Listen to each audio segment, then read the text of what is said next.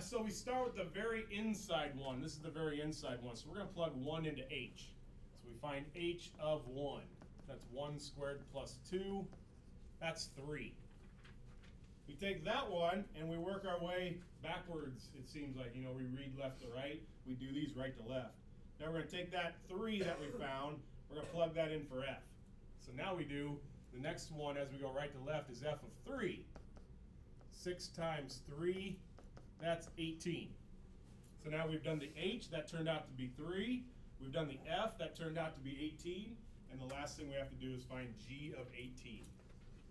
You work right to left on these compositions. 18 minus 3, there's your final answer right there, 15. So you just keep plugging in from right to left. We say inside to out, really.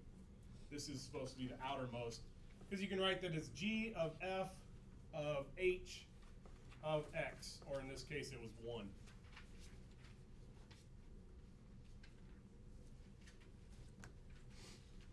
Oh, this is a pain. At least I got a cursor right on it. Oh, isn't that pretty? Starfish. Inverse functions and relations.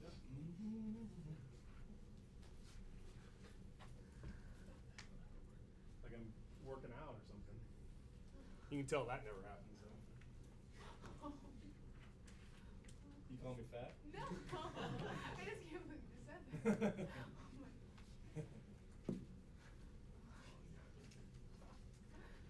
Is this a function? Now here's the problem with functions.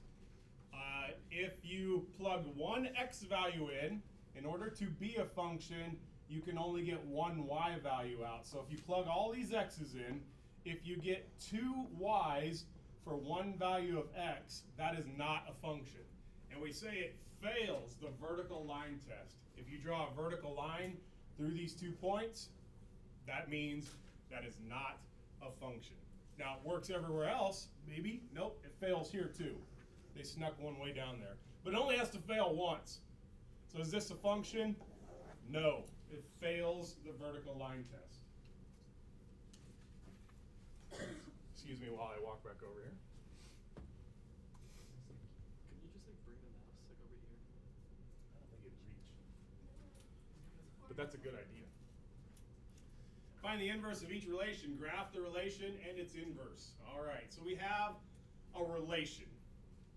We have points, right? To find the inverse, switch the ordered pairs around. In other words, if this is -1, -2, that'll be -2, -1. To find inverses, we switch x and y. Then it's -1, 0, -1, 1, -2, 2. So all the x's become y's and vice versa. So now we plot. What does it say? Find the inverse. Graph the relation and its inverse. All right, so they're saying original use dots, inverses use little x's. So -1, -2, dots. 0, -1. 1, -1. 2, -2. There we go. There is the original. Now I'll get out of the way because I'm always in the way of the wall over there. Now we're going to graph the inverse. -2, -1. Boom, right there. -1, 0, right there. -1, 1. -1, 1. That's right there. And then -2, 2. Now here's something, let me make this bigger. View, zoom, page width. Yes, working. All right, here it is a little bigger. What's kind of cool about inverses is they are reflections over the line y equals x. So if I draw the line y equals x has a y-intercept of 0 and a slope of 1. If I draw this line right here, the corresponding points should be reflections over that line. Here's what I mean. If you start right here, if you go to the original one and you go to the to the inverse, do you see that's the same distance? It's a reflection over that line, and all of them will work. Here's the corresponding points for those. Here's the corresponding points for those, and those just happen to be lined up But see how the reflections over the line y equals x. That's what happens when you switch x and y. We talk about that a lot in pre-calc, and even in calculus we'll mention it every once in a while. Anyway, you don't have to know that. All you have to know is that you switch x and y. That's what you have to get out of this. All right. Zoom an entire page. Let's try it again. Switch x and y. So here's our x's, there's our y's. We're going to switch those. Negative 1, 1. 3, 2. 2, 3. Negative 2, 4. We'll do originals with dots, inverses with x's. So 1, negative 1. There we go. Dot. 2, 3. 1, 2, 3. 3, 2. And 4, negative 2. 4, negative 2. Then we're going to do x's, apparently. Negative 1, 1. There we go. 3, 2. Oh, wait. Did I switch them? Yeah, 2, 3. 2, 3. Oh, it's 2, 3, and 3, 2. All right, so those land on each other. 2, 3. And negative 2, 4. 3, 4. Okay, well, tell me this. Why did that happen right there? See what I circled? Why did that happen?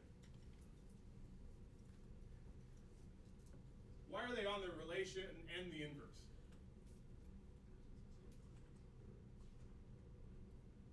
Anybody want to tackle that? No? They're reflections, aren't they? Right there, if you draw that line right there, those are, the originals were reflections of each other, right? So when you switch them, they land right on top of each other because they started out as reflections over the line y equals x. Anyway, I thought that'd be fairly interesting. Not working still. All right, cool.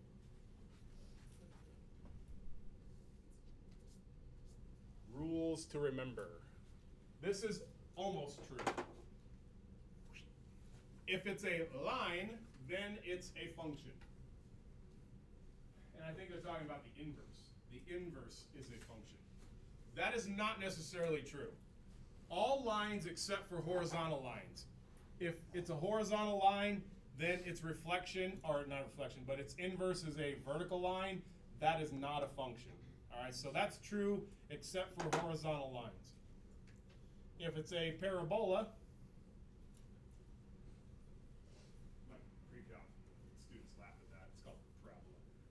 then it's not a function. The inverse is not a function. If it's a parabola, the inverse is not a function.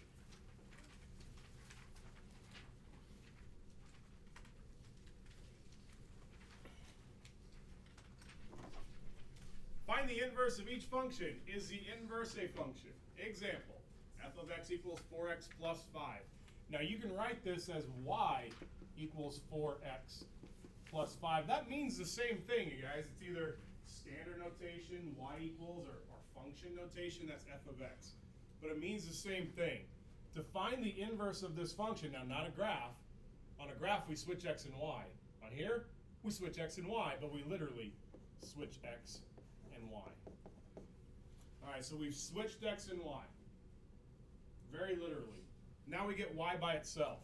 So we minus 5. X minus 5 equals 4y, and we divide by 4. Divide by 4. So we do say y is equal to x minus 5 over 4, but that's actually not true. Y is equal to 4x plus 5. So instead of saying y, we say f inverse. F to the negative 1, that means inverse. So we don't say y equals this, that's not true. F inverse equals x minus 5 over 4. Now, what they're saying is it a function? Is the inverse a function? It sure is. And it's hard to tell why something is a function. It's easier to tell if something's not a function. What do we need when we square root? When I say no one would ever miss this, we always have to have something when you square root. Plus or minus. So when you square root, which we did not have to do here, you get a plus and a minus. When you plug an x in, you get a positive answer and you get a negative answer. At least you have the plus or minus. That's two answers. That is not a function. Here it is. We don't have the plus or minus. This is a function. The inverse, I mean. All right, I think there's an example of that, but yeah, we'll get to it. Here we go. Awesome. Find the inverse of each function. Is the inverse function, blah, blah, blah. Switch x and y. X is equal to y squared plus 6. Get y by itself. Minus 6. And we have y squared is equal to x minus 6. Now we have to square root both sides to get rid of that y squared. So y is equal to plus or minus square root of x minus 6. So now when you plug a value in for x, you get two y values. You get two answers. First of all, we'll write this. The inverse is plus or minus square root of x minus 6. Is this a function? No, it's not a function because every time I plug one x in, I get two y's. That would fail the vertical line test. So no, this is not a function.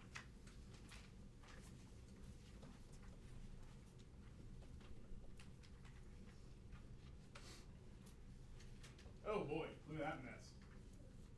Yikes. See if I can get this one right. X equals negative 3 plus 4y squared minus 7. We literally switch x and y just like we did on the graph. We strip, it's like peeling an onion. You gotta peel the outside layer. So I gotta add 7. X plus 7 is equal to negative 3 plus 4y squared. What do you think the next outside layer is? You can't peel an onion from the inside. What's the next one? The squared, right? That squared is the next one that's the outside. We have to square both sides. Square root both sides. Well, now we have the square root of x plus 7, plus or minus, is equal to negative 3 plus 4y, because now we don't need the parentheses anymore because we got rid of that squared. What's the next outside one? The negative 3 or the 4? Negative 3, right? Because 4 is the one that's real close. That's really close. That's the inside. That's the farthest inside. Plus 3. And we can do this. When we add 3, we can put the 3 on the front. 3 plus or minus square root of x plus 7. That's equal to 4y. And finally, it's 3 plus or minus square root of x plus 7 all over 4. Yikes, what a mess, huh? Is that a function or not? No, because you plug one x in, you get a y and a y. You get one for the plus, one for the minus. This is a big no. This is not a function. You're going to get two values every time you plug an x in. Not a function.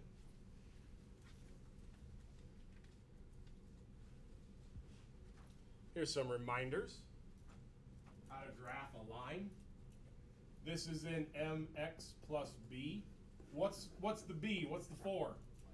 Y-intercept is where it crosses the y-axis at 4. What's the 3? Slope, right? What two words do we use for slope? Rise over run, right? Rise over run. So I need a 3 over 1. You can come up with two numbers for every number, whether it's a fraction or not. So 1, 2, 3 over 1. Or you can go down 1, 2, 3 and left 1. Either way, that's going to put you on the same line. So there's how you graph a line. Now before we continue, stop there, don't turn the page yet. How would we graph its inverse?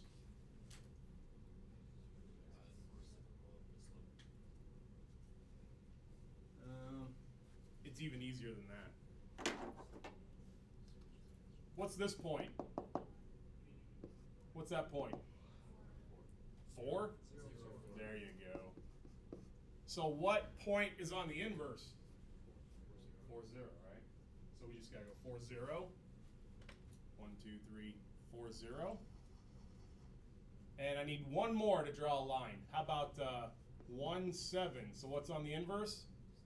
7, 1. 7, 1. All right. So now if we draw this, now that's a little off, but if I draw this line right here, if I draw y equals x, it's a little off. Does that look like a reflection over that line? Can you see that? Can you visualize that? All right. Maybe, maybe not. Hopefully you can. Next page. Good stuff with inverses. Love it. Holy cow, look at all this stuff. Really not that hard, is it? Graphing reminders, graphing a parabola. A parabola. Find the vertex. How do we find the vertex? Negative b over 2a. Does that sound familiar? Negative b over 2a. Yeah, I said that probably 100 times in this class. To start a parabola, to graph, it's negative b over 2a. And that really means opposite of b. So we have negative 4 over 2 times 1. That's negative 2. But negative 2 is not a point. How are we going to find the other number? Plug it in. That's right. Plug it in. Negative 2 squared is 4 minus 8 plus 2. That's negative 4 plus 2. Looks like negative 2, negative 2. Negative 2, negative 2. And then it says make a table. Do you really want to make a table? I don't want to make a table. What do we do? What do we do? Remember? Over 1 and up. 1 over 2 and up. 4 over 3 and up. 9, right? We square them. That's when your A is 1. When your A is something else, it's a little harder. Over 1 and up 1. From the vertex. Over 2 and up 1, 2, 3, 4, because 2 squared is 4. You could go over 1, 2, 3 and up 1, 2, 3, 4, 5, 6, 7, 8, 9. That's a possibility too. Over 4 and up 16, you could do that forever. Not necessary. There it is. How could we reflect this, or not reflect, how could we graph the inverse of this? Switch the x's and y's, right? That's it. That's as easy. It's easy. Switch the x's and y's. Once you graph it, no problem. Oh, by the way, they have a little space for the vertex. We found it. I shall now switch the page.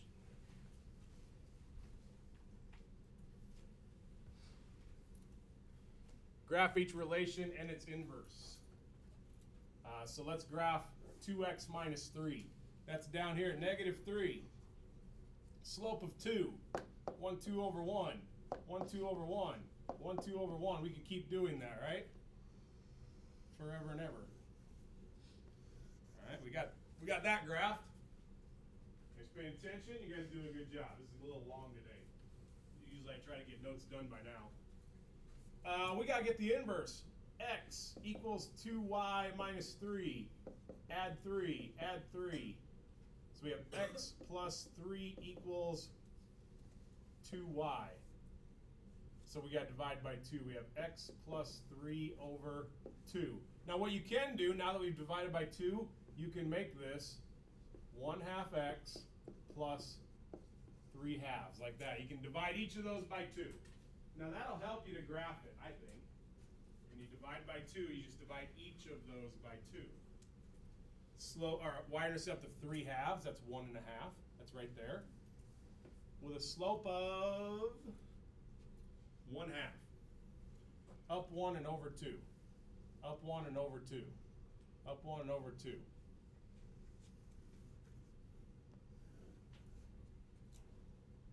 All right, you don't have, we're done.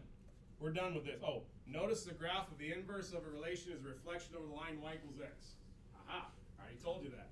But if you were to draw y equals x, like that, those two should be reflections over that line. It should be when you're done. It should be when you're done. Apparently you do have to know that. I bet we're going to do a parabola now. There we go, parabola. Oh, a 4. Oh, okay, we'll deal with it.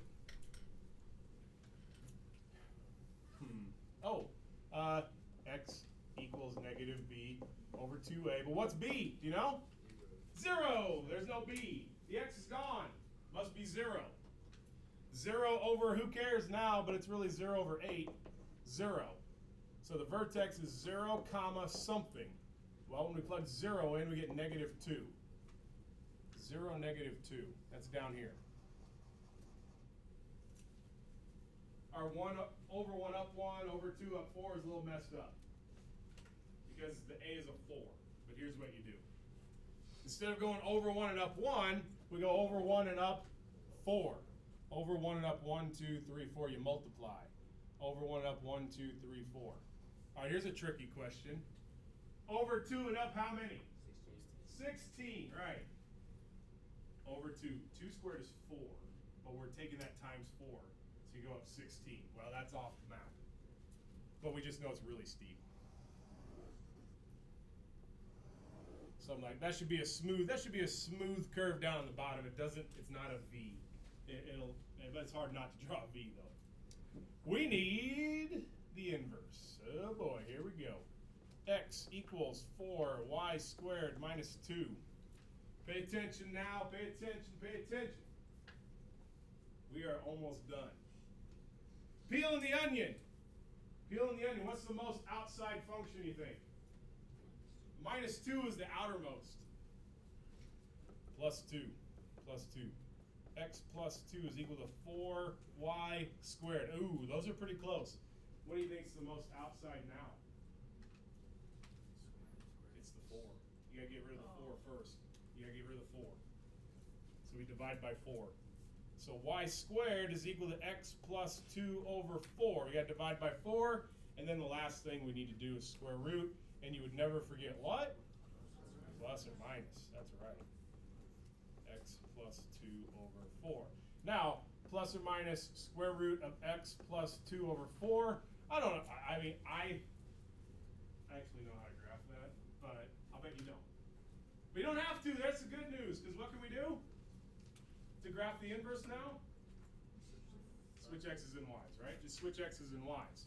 So we need a few points. How about this one down here? This is the point 0, negative 2. So we have to graph negative 2, 0. That's right there. There's negative 2, 0. I have 1, 2, 1, 2. So I better graph 2, 1. 1, 2, 1. That goes right there. And then the last one, negative 1, 2. So I have negative 1, 2 on the original. I should graph 2, negative 1. 1, 2, negative 1 down here. And then the reflection looks like that right there. Or the inverse, I should say, is a reflection over that line. So you don't know how to, as long as you can graph the original, you don't have to worry about how do I graph the inverse. Just switch x's and y's. Yeah.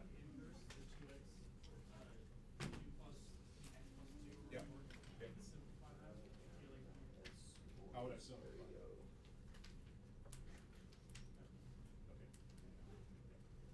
So the quick answer is no. Okay. Good stuff. Stop.